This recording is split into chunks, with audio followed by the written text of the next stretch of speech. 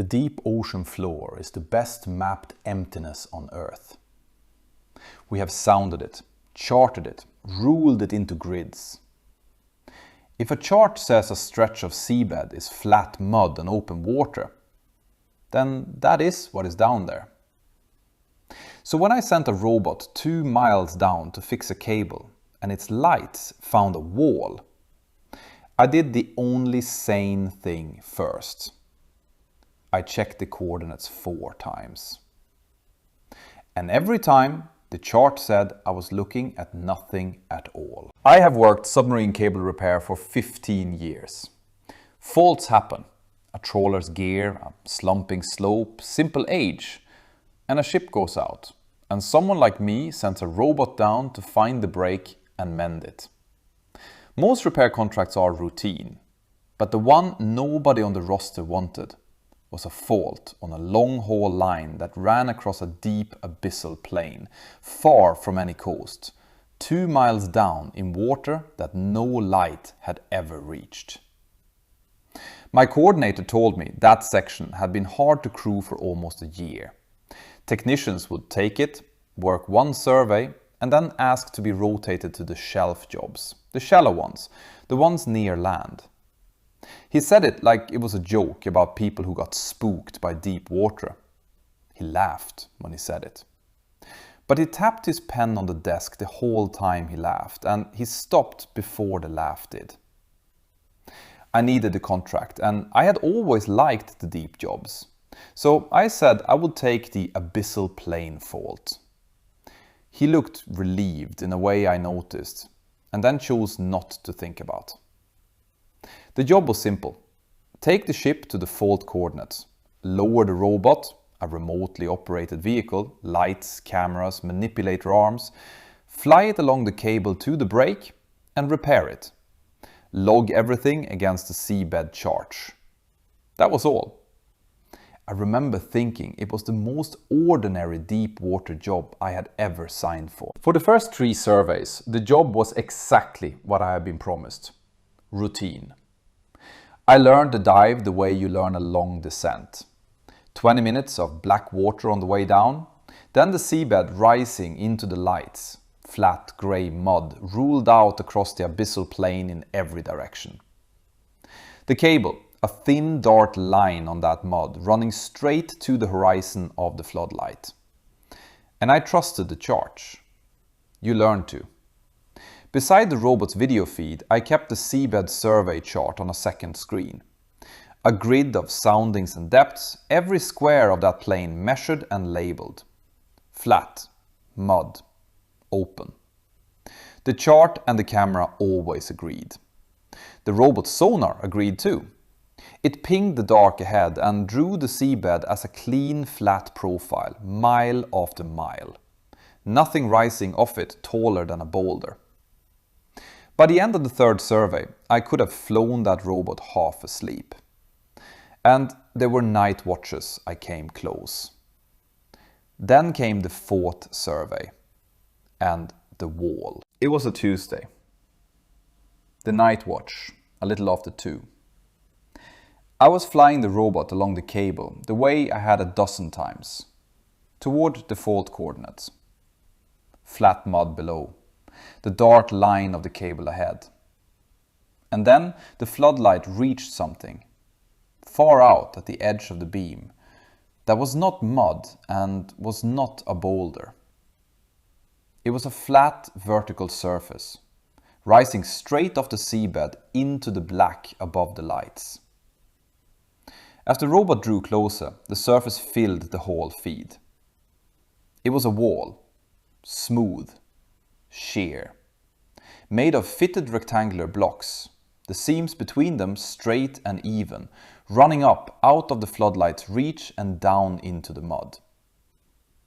I stopped the robot. I checked the coordinate string against the seabed chart. The robot was sitting in a square of that grid, marked flat, mud, open water. No structure, no seamount, nothing on that chart but measured, sounded, empty plain. And the cable, my cable, the line I had been following, ran straight up to the base of that wall and disappeared into a neat dark gap between two of the blocks, as if the wall had been built across it, or as if the wall had been built to take it in. I told myself the simple things first. A chart error, a seamount the old soundings had missed, a rock formation that only looked in a robot's narrow light like fitted blocks. So I flew the robot slowly along the base of the wall, panning the camera up and down, looking for the natural thing it had to be. It ran for as far as the robot could fly in an hour. Straight, level, block fitted to block, seam ruled to seam, 2 miles down on a plane that every chart on the ship swore was open water. And nothing natural is laid in courses. After that watch, I started keeping 2 surveys. The official one, logged into the ship's system against the seabed chart the way I was supposed to. And a second one, by hand, in a notebook beside the console. In the second one, I wrote down the wall.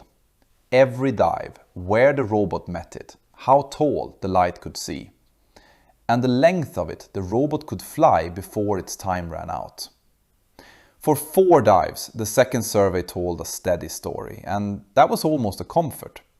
The same wall, the same place, long, sheer, fitted, but the same.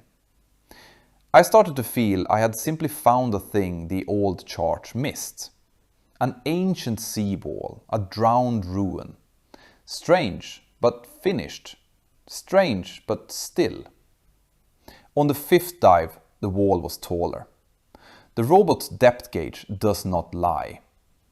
On the 5th dive, I flew straight up the face of that wall, holding the camera on the seams, and I rose 40 meters higher than the wall had reached on the dive before. And the courses of fitted blocks were still going up past the light. 40 meters of new wall. In the 4 days since I had last looked. And here is the thing I made myself write down very clearly, because writing it clearly was the only thing keeping me steady. It was not that the wall was old. It was that the wall was not finished. Every dive there was more of it, taller, longer, new courses of fitted blocks where there had been open black water before. 2 miles down, in permanent dark, on a plane the chart called empty, something was building a wall. And it was building it a little more every single day. My plan was almost stupid in how simple it was. If the wall was being built, then on the next dive I would not just look at it. I would mark it. I would fly the robot to the top of the wall as it stood that night, and with the manipulator arm I would set a marker there. A small bright float on a short tether, the kind we use to flag a repair. A fixed point. And then, on the dive after, I would come back and I would see how many courses of new block had been laid above my marker. A witness of a kind. Not a person, there was no one down there, that was the whole horror of it. The marker would be my witness. One fixed bright point on the wall, so that whatever was building in the dark would have to build past something I had left and could not argue with. It took 3 dives to get a clean window. The first 2 dives the ship was repositioning, the weather up top was bad, as if the sea itself could tell I was waiting and was content to be patient. On the 3rd dive, I flew the robot down through the black, found the wall and rose up its sheer fitted face to the topmost course. The wall ended in a clean level edge, the way a wall ends when the builders have stopped for the day. I brought the robot in close. I worked the manipulator arm. And I set my bright marker float on the very top of the wall, tethered to the highest block, glowing in the floodlight. And then I held the robot there, hovering. And I looked along the top edge of the wall and I waited to see if anything would happen while I watched. At the far edge of the floodlight, on the level top of the wall, a block that had not been there settled gently into place. I want to be precise about this, because precision was the only thing keeping me steady. A block had settled onto the top of the wall. A fitted rectangular block, the same as the thousands below it. It had come down out of the black above the floodlight, slowly, under control, and it had seated itself into its course with the seams aligned, and the small drift of mud it pushed out had curled away into the dark. So I did the thing I had flown the robot down to do. I tilted the camera up.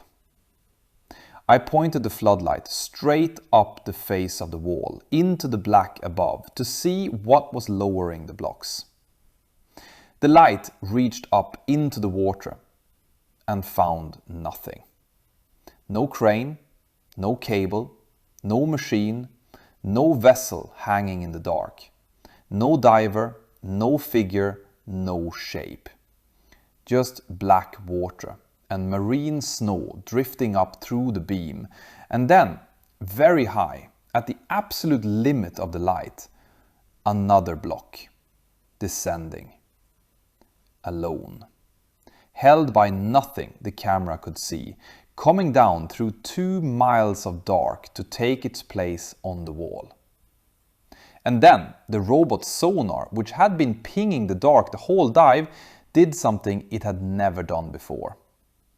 It stopped drawing the wall, and it started drawing me. The profile on the sonar screen showed the wall and the seabed, and then a shape that was the robot itself, and around the robot, faint, the outline of a rectangular block.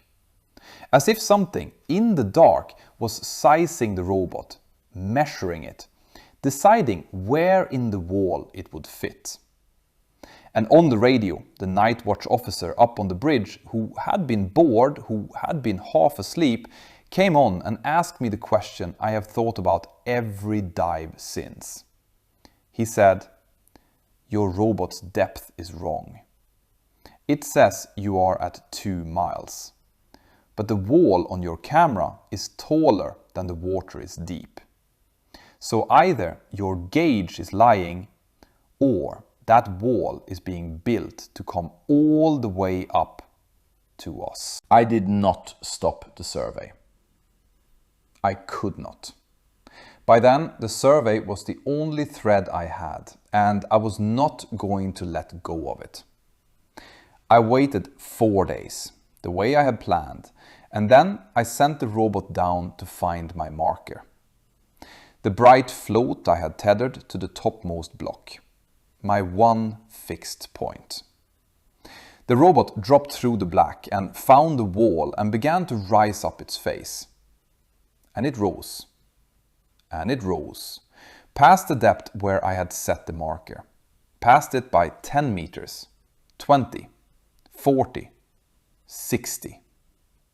Course after course of fitted block, new, pale, freshly seated, climbing up past the limit of where my marker should have been. And then the floodlight found the float. My bright marker, still glowing, still tethered. But it was not on top of the wall anymore. It hung against the wall's sheer face. 60 meters of new masonry rising above it, sealed flat against the blocks by a course that had been laid across its tether. In 4 days, the thing in the dark had built 60 meters of wall above a point I had marked as its top. And it had not knocked my marker off. It had not pushed it aside. It had built around it. Calmly, the way you build around a thing that does not matter. A thing too small to be in the way. And I understood watching that little light pinned against 2 miles of fitted stone, that the wall had never been a ruin and never been finished. It was a thing being raised, patiently, from the bottom of the sea toward the surface, toward the air, toward the thin lit world of ships and coastlines and people that had drawn its charge and ruled that whole stretch of ocean as nothing at all. I should have ended the contract. I want that on the record. I knew I should have told the ship to recover the robot and steam for port. And instead, I did the worst possible thing. I sent the robot to find the top of the wall. I had it worked out in my head. If the wall was rising toward the surface, then it had a top, a working edge. And if I could see the top, see how far it still had to climb, then at least I would know how long the lit world had. I told myself that knowing was the same as helping. It is not. It never is. I flew the robot down and I found the wall. And instead of holding at the seabed, I aimed the robot straight up and I climbed. Past the depth of my sealed marker. Up and up. The fitted courses streaming down past the camera, hour after hour, the depth gauge unwinding toward the surface. And the robot rose out of the deep black into the dim blue of the upper water, where light from the world above begins to reach. And the wall was still rising with it. Fitted block on fitted block, all the way up into water bright enough to see by. And then the floodlight, the bright lamp I had needed for 2 miles of dark, became useless. Because there was daylight, real daylight, sifting down green from the surface. And in that daylight, I could see the top of the wall at last. It was perhaps 30 meters below the waves. A clean, level, working edge. And along that edge, in the green daylight, blocks were settling into place, one after another, lowered by nothing, climbing the last 30 meters toward the open air and the hull of my own ship, sitting bright and small on the surface above it. I have done one thing since that dive. One thing only. I need to tell you what it was. I did not send the robot down again. I never found the original fault. The cable is still broken somewhere inside that wall, and it can stay broken. But I had worked out one thing sitting at that console, watching blocks climb toward my ship in the green daylight. The charts were never wrong about the seabed. When they were drawn, that stretch of plain truly was flat mud and open water. The charts were not lying. They were just old. They were a picture of the ocean from before the wall began, and every survey I logged against those charts, every time I wrote down the wall's new height and filed it into the ship system, I was doing the one thing that mattered to the thing in the dark. I was telling the lit world the wall was there. I was making it known. And a wall rising in secret and a wall rising in plain sight are two completely different walls. One of them can still be stopped by people who do not know to be afraid. The other cannot. So I did the only thing left. I deleted my second survey. The notebook, the height, the marker, the courses. I burned the pages in a bucket on the deck and I poured them over the side. And in the ship's official log, I wrote that the fault could not be located, that the seabed matched the charts, flat mud and open water, and that the contract should be closed. Because the wall is 2 miles of patient fitted stone climbing toward the air, and I cannot stop it. but I can refuse to be the man who tells the world it is coming. I can leave the chart saying nothing. And maybe, if nobody knows to look, the wall stays a thing that the surface is still, for a little while longer, allowed not to believe in. So here is what I will leave you with. The charts of the deep ocean are very good and very thorough. And almost all of them are also old. They are pictures of the seabed as it was on the day someone last looked. And the deep is dark, and the deep is patient. And nothing down there is in any hurry to be seen before it is finished.